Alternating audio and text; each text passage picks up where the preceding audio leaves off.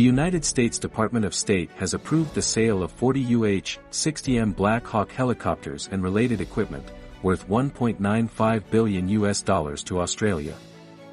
This was announced on the website of the Defense Security Cooperation Agency, DSCA, on August 25, 2022.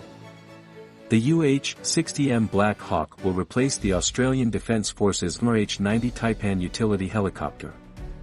The DSCA said the sale to a key U.S. ally would offer a more reliable and proven system that would allow Australia to maintain an appropriate level of readiness to conduct joint operations.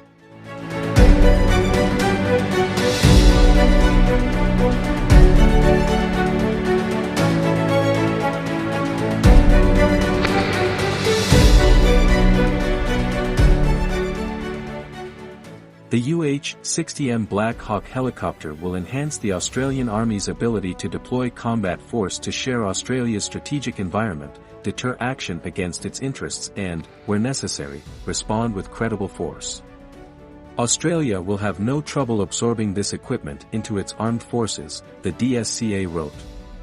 The Black Hawk sale deal to Australia also includes 88 T700 GE701D engines made by General Electric, 44 and/AR 57 countermissile warning systems made by BAE Systems, and other navigation and communication systems.